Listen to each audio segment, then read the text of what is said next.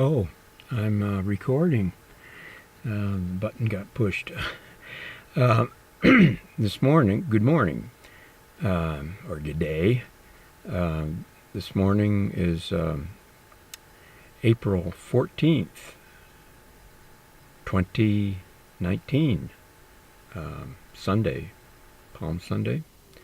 I'm going to make a video today on identity. Who or what are you? This may be perhaps my most important video, I think, because it kind of brings together all the things I've talked about in my other videos. It's so important in a sense that I think if this world was balanced, it would flash over the media, the recording things, within weeks. But it's not that way. But yeah, identity is actually one of our biggest things that we deal with in our lives.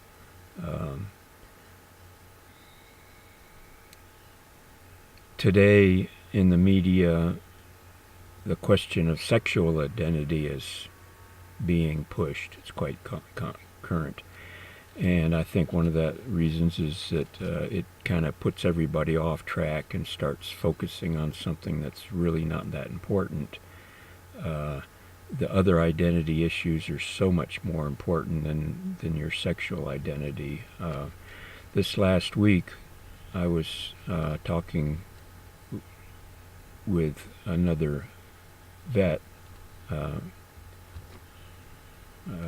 who served in the military, and we were discussing post-traumatic stress and stuff like that.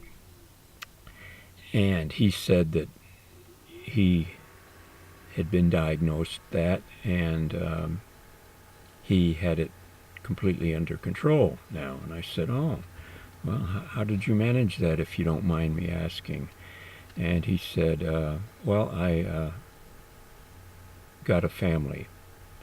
I thought that was a good focus, a good point on it, and I'm sure most people who have gotten into identity issues with vets have had to deal with that. I want to go over some of these other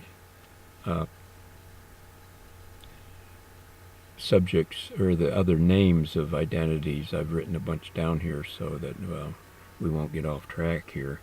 Of course, I started off with the sexual identity and the vet identity, which can come in under a problem as people who have served in war zones are having to do with deal with their past as a killer or as a destroyer.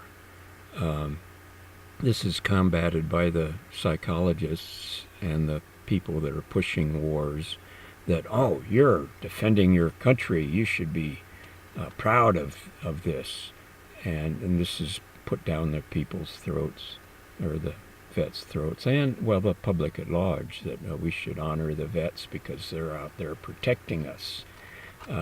When in reality, people who start questioning reality, questioning their identity, questioning where they are, they start questioning, well, did I do the right thing over there? Blowing up people's homes and destroying countries in the name of democracy. Yes, so this is an identity of identifying with the globalists, with the bankers, their push or their aim.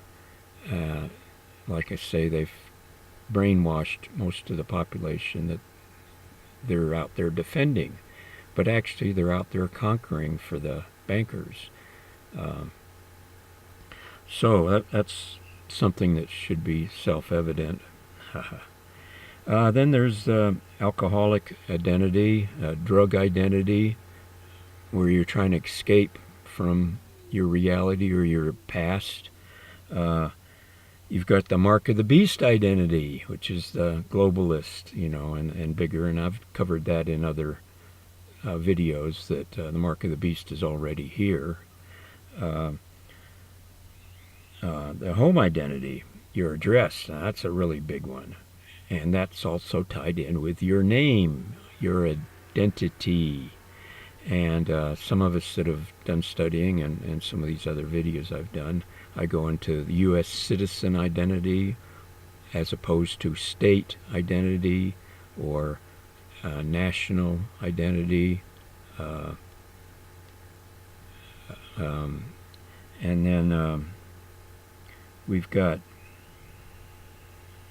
the Enki and Enlil identity, who you follow, or the Luciferian, or even the Satanic identity, which doesn't really have a soul. You're soulless. You've lost your soul.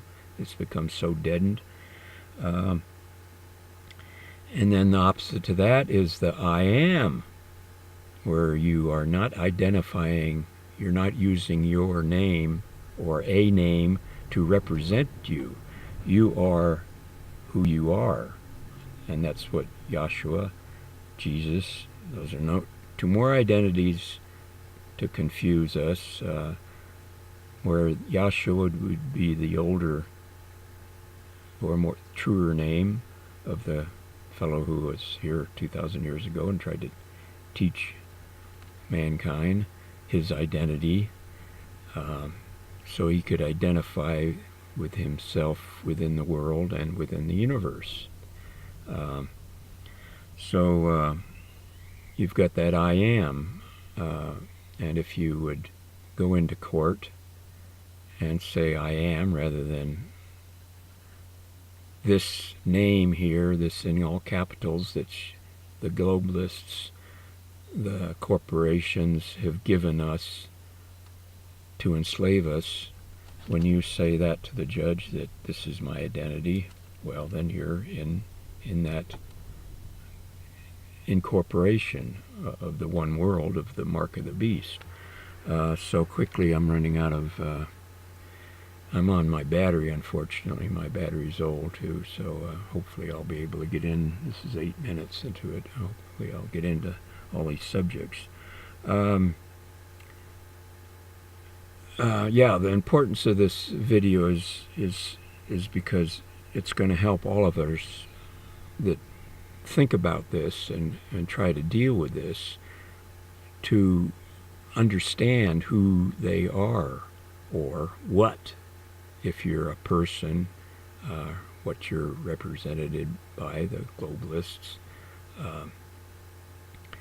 That would be a what, because you're giving up your soul for that personhood, which is the same as the corporation. Yeah, and this is all confusing, and that's why it's so important for you to try to deal with this, and that's what I'm trying to help you with in this video.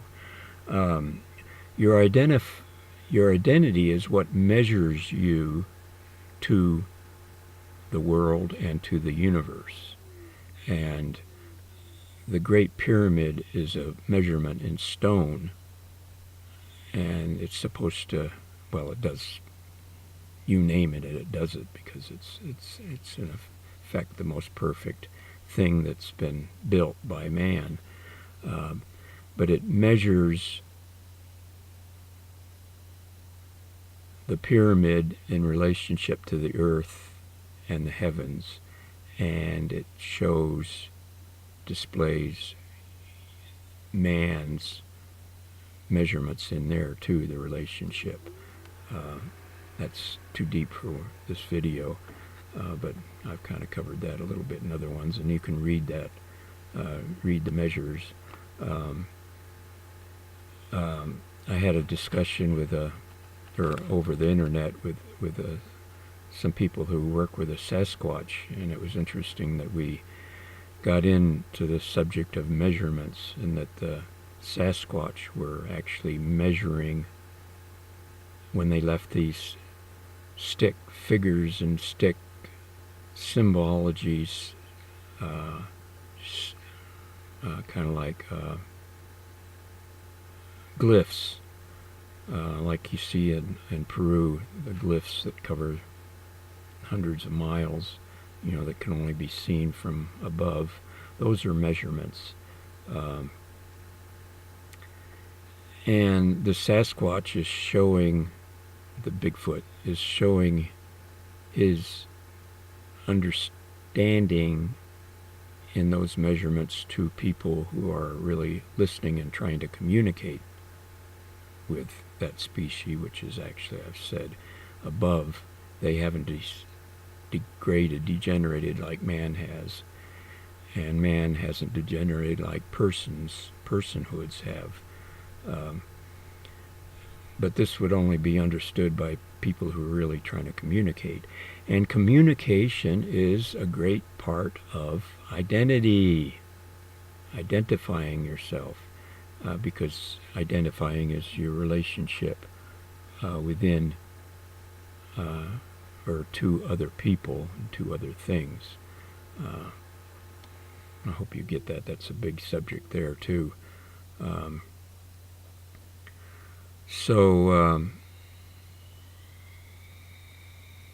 That's what the crop circles are too. Those are measurements, trying to educate people today.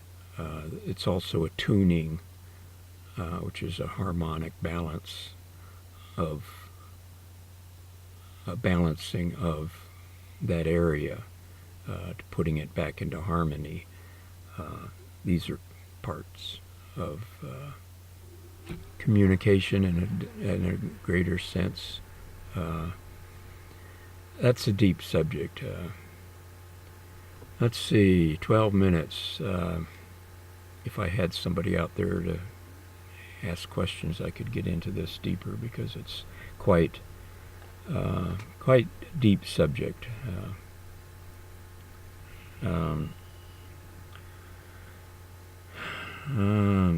Yeah, the name, that capital letters of your name that the system has given you is further removed than your Christian name that your parents gave you in small letters.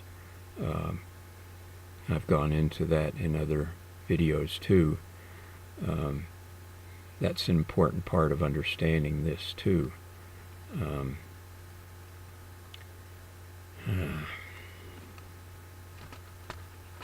Yeah, there's so much more, but I'd have to review this and go back in, and hope you've gotten it. I'll write a little bit more on text under the comments under this video, some of the highlights that I've forgotten. The reason I'm writing this or doing this is because of driving licenses under the Real ID Act. I'm really into this now because the system, the different states have told me that since I don't come under the Real ID Act, that I don't identify my address with a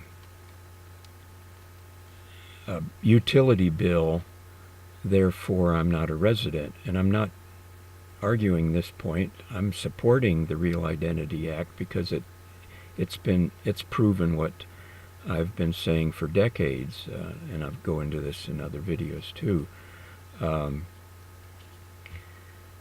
that you are part of their system, the system, the incorporation. So they don't have the power to give you a license if you're not a resident of their forum, if you don't identify as one of them.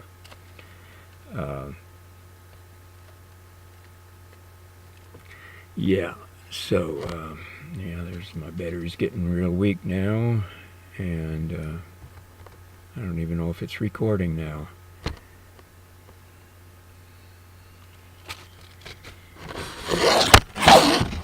I better quit.